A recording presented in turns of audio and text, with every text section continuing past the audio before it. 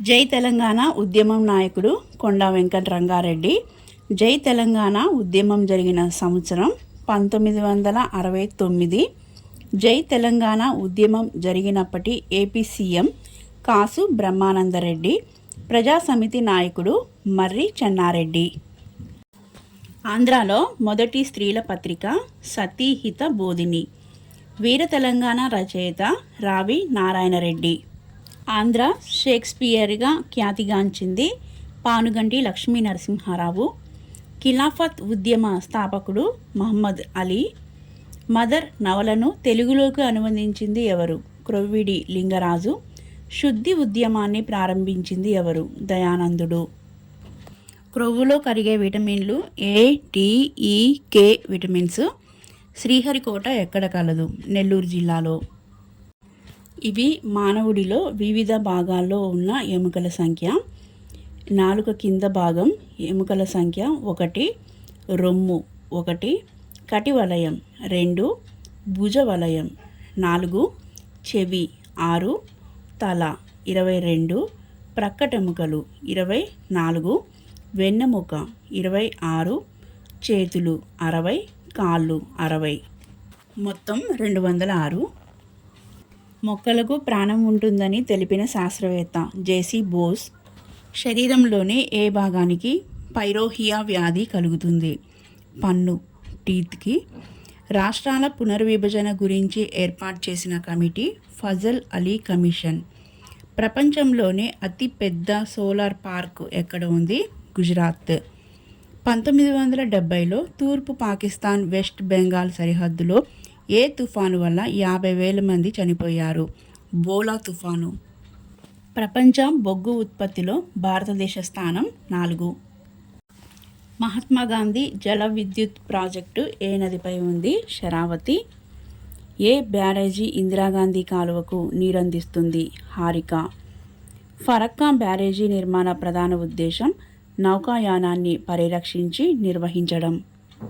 Habeas corpus అంటే ఏంటి? ఈ రిట్ ప్రకారం నిర్బంధించిన వ్యక్తిని 24 గంటల్లో కోర్టుకు హాజరుపరచాలి. మాండమస్ అంటే మేము ఆజ్ఞాపిస్తున్నాం అని దీని అర్థం. ఏ అధికారి అయినా ప్రజా సంబంధ చట్టబద్ధమైన బాధ్యతలను నిర్వర్తించడానికి నిరాకరించినప్పుడు వాటిని నిర్వర్తించమని కోర్టులు జారీ చేసే రిట్.